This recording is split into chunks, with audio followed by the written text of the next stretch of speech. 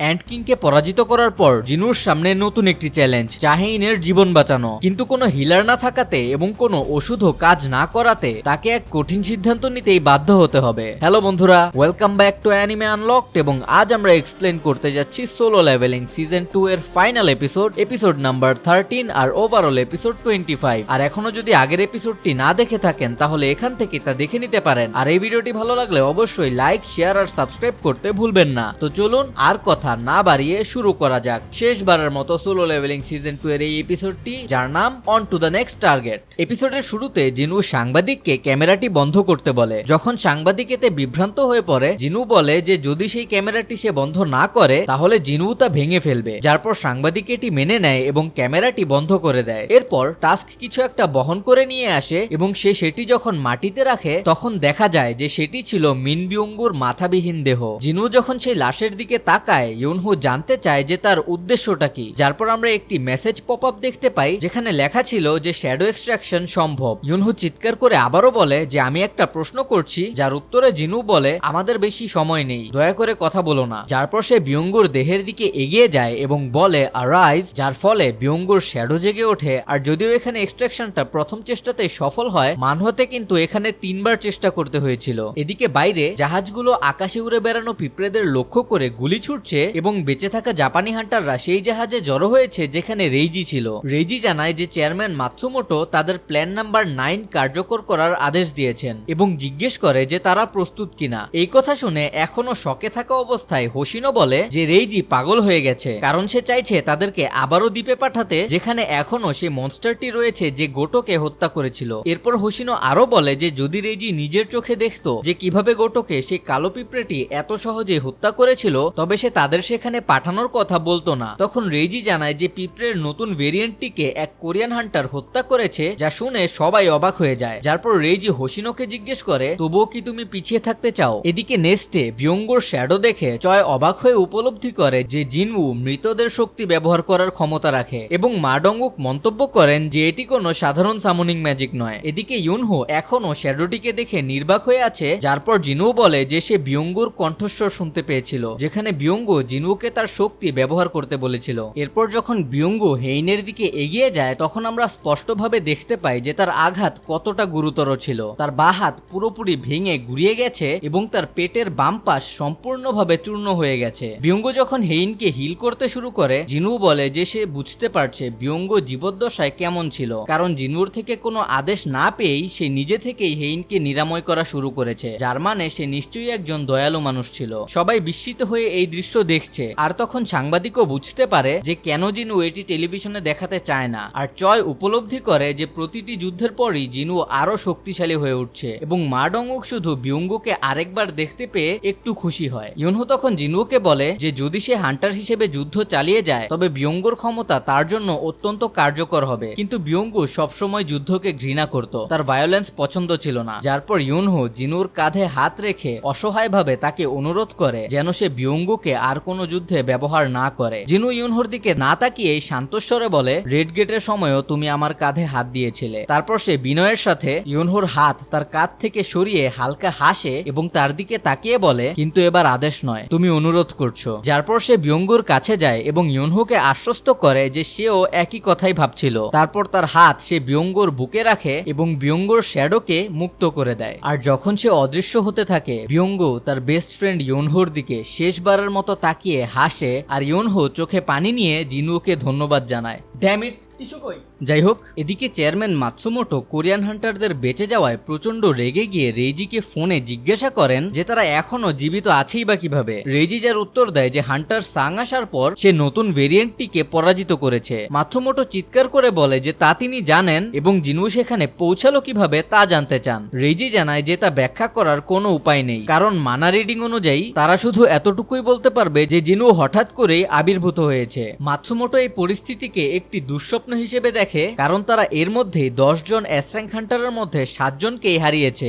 এরপর রেইজি জিজ্ঞেস করে যে তারা প্ল্যান 9 অনুযায়ী এগোবে কিনা এবং মাতসুমোটোকে সতর্ক করে দেয় যে যদি তারা আরো হান্টার হারায় তবে এটি তাদের দেশীয় গেটগুলোর সাথে মোকাবেলার ক্ষমতা এবং বৈশ্বিক শক্তির ভারসাম্য নষ্ট করে দেবে, আর চূড়ান্ত সিদ্ধান্ত নেওয়ার দায়িত্ব মাতসুমোটোর উপরই। যার পর হতাশায় ভেঙে পড়ে মাতসুমোটো রেইজিকে বলেন যে আমরা পিছিয়ে যাচ্ছি। কলটি শেষ হওয়ার পর মাতসুমোটো রেগে তার ফোনটি টেবিল থেকে ফেলে দেয়। বাইরে সম্পূর্ণ বিশৃঙ্খলা ছড়িয়ে পড়েছে, কারণ পিঁপড়েগুলো দিশাহীনভাবে সব দিকে আক্রমণ করছে। কিহুনের দল যখন পিঁপড়েদের সাথে লড়াই করছিল তখন কিহুন চিৎকার করে বলে যে পিঁপড়েরা হঠাৎ করে বেরিয়ে আসছে কেন। জিনা বিরক্ত হয়ে বলে যে আমরা কিভাবে জানবো, আমার তো মনে হয়েছিল কুইন মারা গেছে। তখন বোরা অনুমান করে যে পিঁপড়াদের এলোপাথারি আক্রমণ করা এটার জন্যই হতে পারে, কারণ তাদের লিডার মারা যাওয়াতে পিঁপড়েগুলো এখন দিশেহারা হয়ে পড়েছে। অন্যদিকে হিজিন তার দলকে সতর্ক করে দেয় যে কোনোভাবেই একটি পিঁপড়েকেও মূল ভূখণ্ডে যেতে দেওয়া যাবে না। আর অন্য এক জাহাজে জংসু দৃঢ় স্বরে বলে যে এবার পোকাগুলোকে দেখিয়ে দেওয়ার সময় হয়েছে যে নাইট গিল্ড কি করতে পারে। আর তার এই কথা শুনে জাং ইউনটে বরাবরের মতোই উত্তেজিত হয়ে পড়ে। এদিকে কোরিয়ান এসরাঙ্করা দ্রুত হেলিকপ্টারের দিকে এগিয়ে যাচ্ছে, যেখানে মা ডংউক এখনো অজ্ঞান থাকা হেইনকে বহন করছে আর ইয়োনহো বিয়ঙ্গোর মৃতদেহ নিয়ে এগোচ্ছে। হেলিকপ্টারে ওঠার সময় সিউজিও বলে যে পিঁপড়েগুলো সম্ভবত দ্বীপ ছেড়ে পালানোর চেষ্টা করছে এবং মেইনল্যান্ডের দিকে এগিয়ে যাচ্ছে, তাই তাদের যত তাড়াতাড়ি সম্ভব এখান থেকে বেরিয়ে যেতে হবে, না হলে পিঁপড়েরা তাদের ফেরার পথ বন্ধ করে দেবে। হেলিকপ্টারে ওঠার সময় চয় আদেশ দেয় যে এখনই টেক অফ করতে হবে, আর তাদের মেজ জিনু সম্পর্কে জানতে চাইলে তেগিও জানায় যে জিনু বাকি পিঁপড়ে এবং তাদের ডিম ধ্বংস করতে আপাতত এখানে থেকে যাচ্ছে। আর তখন চয় স্বীকার করে যে যদিও সে এটা মানতে চায় না, কিন্তু এই অবস্থায় তারা শুধু জিনুর জন্য বাধা হয়ে দাঁড়াবে। আর যদিও হেইনের এখন আর মৃত্যুর ঝুঁকি নেই, কিন্তু তাকে এখনো মেডিকেল দলের কাছে নিয়ে যাওয়া দরকার। ভিতরে টাস্ক ফায়ার ম্যাজিক দিয়ে এরিয়াগুলো ক্লিয়ার করছে, আর জিনু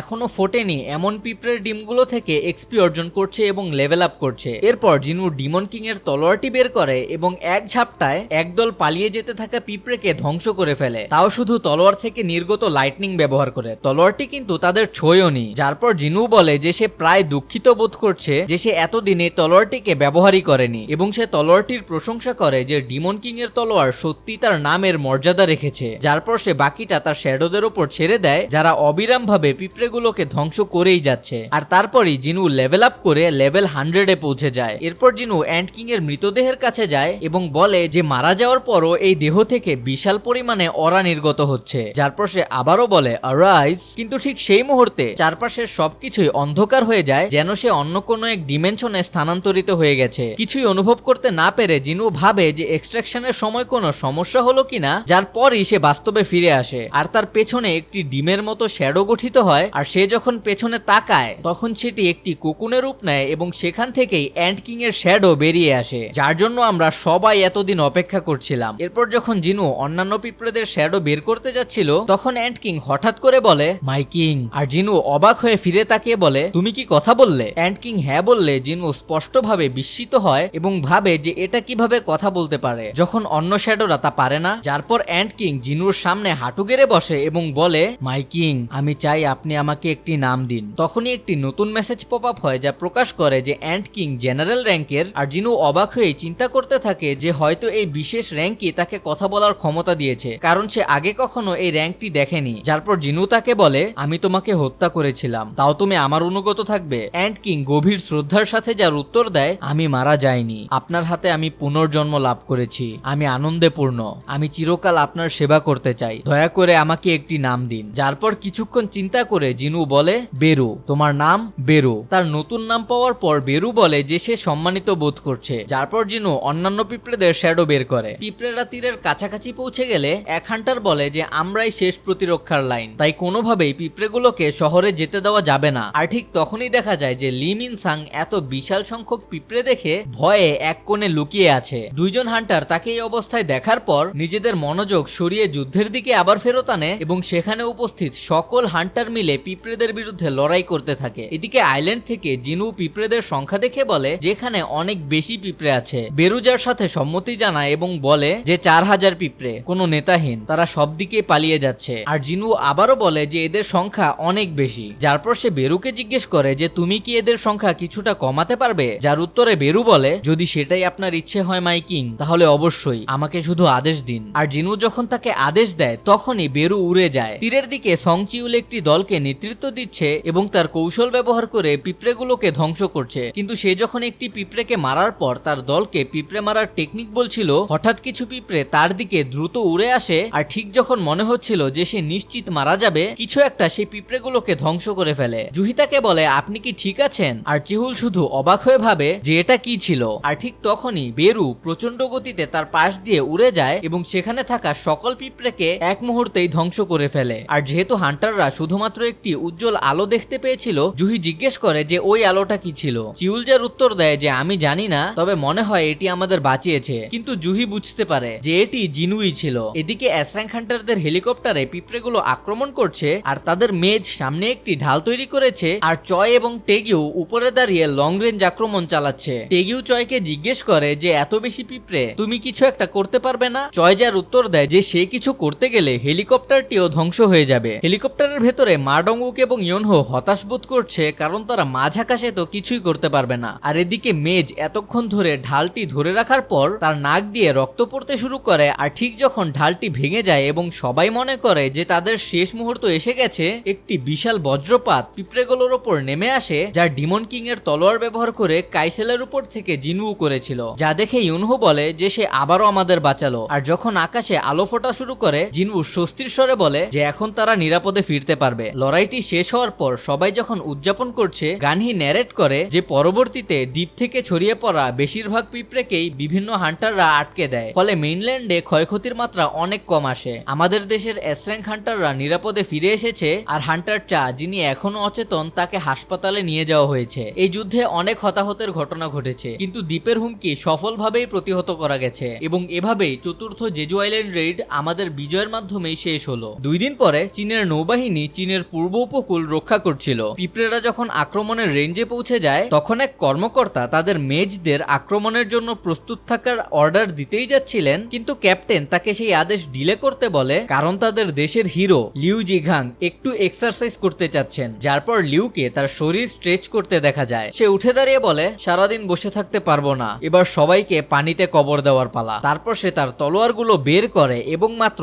একবার তা চালিয়ে তার তলোয়ারের এনার্জি দিয়েই সে সমস্ত পিঁপড়েকে একটি আঘাতেই সম্পূর্ণ ধ্বংস করে ফেলে। যারপর সে বলে, যদি এদের সাথে লড়াই না করে কালো পিঁপড়েটির সাথে লড়াইয়ের সুযোগ পেতাম তাহলে হয়তো কিছুটা মজা হতো। কি দুঃখজনক। আর যারা না জানেন, লিউ জিঘাং কিন্তু চীনের সবচেয়ে শক্তিশালী হান্টার এবং বিশ্বের 5 জন ন্যাশনাল লেভেল হান্টারেরও একজন, যার মধ্যে তিনি দ্বিতীয় র্যাঙ্কে। কয়েকদিন পার হয়ে গেলে নিহতদের স্মরণে একটি মেমোরিয়াল তৈরি করা হয় এবং বিপুল পরিমাণ জনতা তাদের শ্রদ্ধা জানাতে সেখানে আসে। জিনুও সেখানে উপস্থিত হয়, আর যদিও অনেকেই তাকে এই মিশন শেষ করে অসংখ্য প্রাণ বাঁচানোর জন্য হিরো হিসেবে দেখছে, কিছু মানুষ আছে যারা তার দ্বীপে দেরিতে পৌঁছানোর জন্য তাকে নিয়ে সমালোচনা করছে। তারা বলছে যে যদি সে একটু আগে পৌঁছাতো তাহলে হয়তো আরো অনেক জীবন বাঁচানো সম্ভব হতো। জিনু তার শ্রদ্ধা জানানোর পর মাথা নিচু করে চলে যাওয়ার সময় ইউনহু তাকে বলে যে মাথা উঁচু করে যাও, কারণ মানুষ যাই বলুক না কেন, এই ভয়ঙ্কর লড়াইটি শেষ হয়েছে একমাত্র তোমার কারণেই। যারপর জিনু ইউনহুর সাথে সম্মতি জানিয়ে মাথা নাড়ে এবং সেখান থেকে চলে যেতে থাকে। তখন হেইনকেও দেখা যায় যে পুরোপুরি সুস্থ হয়ে আছে, আর সে জিনুর দিকে তাকিয়ে থাকলেও জিনু থামে না এবং এগিয়ে যেতে থাকে যতক্ষণ না পর্যন্ত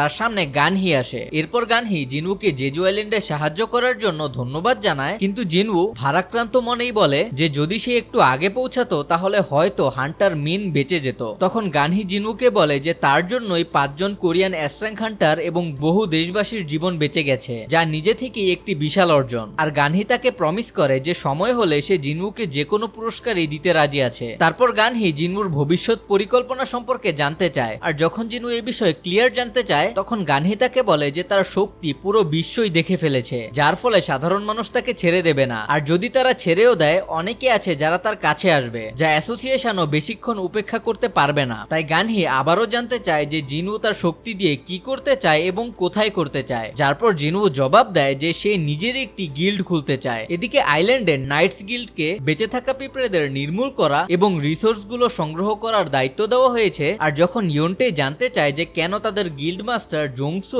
স্মৃতিস্তম্ভে না গিয়ে এখানে এসেছে, তখন জংসু বলে যে তাদের দেওয়া এই কাজটি অভিযানের মতোই অনেক গুরুত্বপূর্ণ, আর একটি কাজের শেষ অংশ যেহেতু তাদের দেওয়া হয়েছে তার মানে তাদের প্রতি বিশ্বাস রাখা হয়েছে। যারপর জংসু দ্রুত একটি বেঁচে থাকা পিঁপড়েকে মেরে ফেলে এবং বলে তাছাড়াও একজন প্রকৃত পুরুষ কোনো অভিযোগ ছাড়াই তার দায়িত্ব নিখুঁতভাবে সম্পন্ন করে। কিন্তু যখন যখনই ইয়ন্টে আবারও জংসুর কথায় উত্তেজিত হয়ে পড়ে তখনই আচমকা হাজির হয় রাকান দ্য বিস্ট মনার্ক। হান্টাররা সাথে সাথেই সতর্ক হয়ে যায় এবং জংসু ভুল করে রাকানকে মানুষ মনে করে জিজ্ঞেস করে যে সে কে এবং তাকে জানায় যে এই জায়গাটা নিষিদ্ধ, কিন্তু রাকান তাকে থামিয়ে দিয়েই ম্যাজিক বিস্টের ভাষায় কথা বলতে থাকে যা মানুষেরা স্বাভাবিকভাবেই বুঝে না। এরপর যখন জংসু বলে যে আমি জানি না তুমি কে, কিন্তু তুমি এখানে থাকার কথা নয়, তখনই হঠাৎ কেউ তার আঙুল চটকালে সেখানে থাকা সকল মানুষরাই অজ্ঞান হয়ে যায়। আর যখন রাকান জিজ্ঞেস করে যে তুমি এটা কেন করলে, তখনই অন্ধকার থেকে বেরিয়ে আসে সিলার্ড দ্য ফ্রস্ট মনার্ক এবং সে বলে যে মানুষগুলো যে শব্দ তৈরি করছিল তা তার কাছে অনেক বিরক্ত লাগছিল, তাই সে তাদের ঘুম পাড়িয়ে দিয়েছে। যারপর সিলার্ড জানতে চায় যে সে কি নিশ্চিত হয়েছে,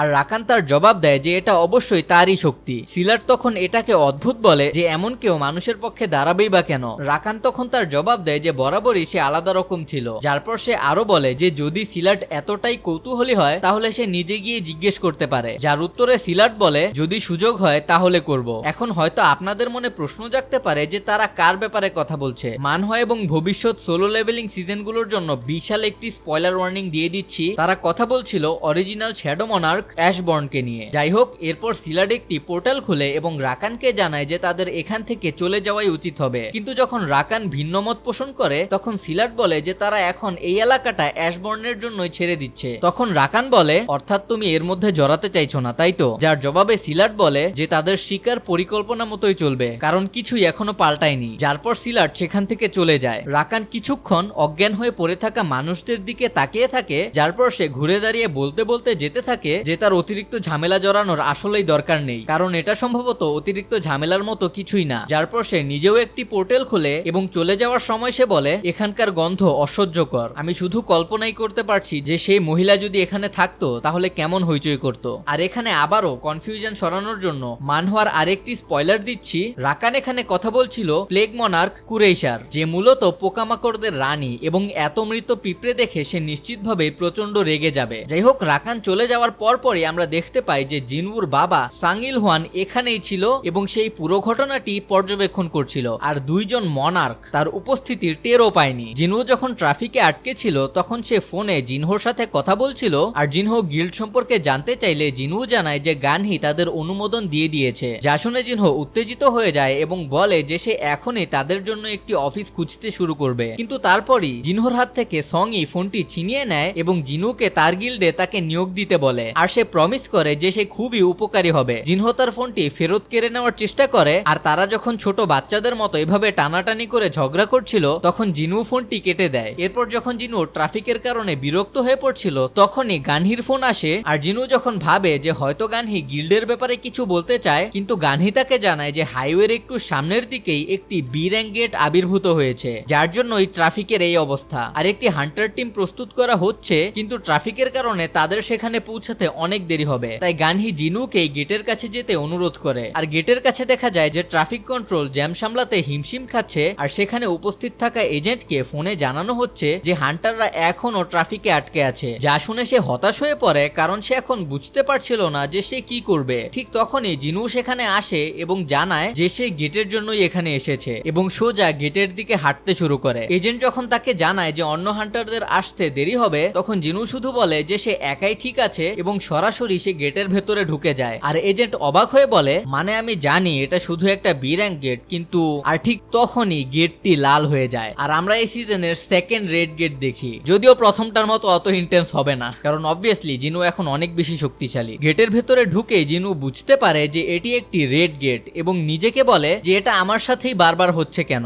বেরোবার পথও বন্ধ হয়ে গেল, আর এই জঙ্গলের দৈর্ঘ্য কত তা আমি জানি না। এখন ভাবছি মাকে জানিয়ে রাখা উচিত ছিল যে আমার দেরি হবে। আর তারপর তার সামনে থাকা বিস্টদের দেখে সে বলে যে যদি এগুলোই সব হয় তাহলে খুব একটা বেশি সময় লাগবে না। যার পর এক দুর্দান্ত ব্যাকগ্রাউন্ড মিউজিকের সাথে সে তার শ্যাডো আর্মিকে বের করে, আর হাইওর্ক, ভালুক, নাইটস, পিঁপড়ে, কাইসেল, টাস্ক, হাইওর্ক জেনারেল, ট্যাঙ্ক, আয়রন, ইগ্রিস এবং সব শেষে বেরু বেরিয়ে আসে। আর জিনু বলে এসো দ্রুত শেষ করি। অন্যদিকে চাহিন সূর্যাস্তের দিকে তাকিয়েছিল যখন চয় এসে তাকে জানায় যে জিনুও তো এই মেমোরিয়ালে এসেছিল। তখন চাহিন ভাবতে থাকে যে এই রেডটি প্রমাণ করেছে যে তার এখনো অনেক কিছুই শেখার বাকি, কারণ সে বিস্টগুলোর বিরুদ্ধে তো তেমন কিছু করতেই পারেনি, বরং উল্টো তাকেই বাঁচাতে হয়েছিল। কিন্তু জিনু এমনটা নয়, আর চাহিন চায় যে সে জিনুর সমান হবে আর তার পাশে দাঁড়াবে, আর সেটা করতে হলে তাকে আরো আরো শক্তিশালী হতে হবে। আর এদিকে ডানজানের ভেতরে যুদ্ধ শুরু হয়ে যায়, আর যখন একের পর এক বিস্টদের শ্যাডোরা ধ্বংস করছে তখন জিনু একটি মনোলগ দিতে থাকে যে হান্টাররা শিকার করার জন্যই জন্মায়। ডানজান এমন এক জগৎ যেখানে টিকে থাকাই একমাত্র গুরুত্বপূর্ণ বিষয় এবং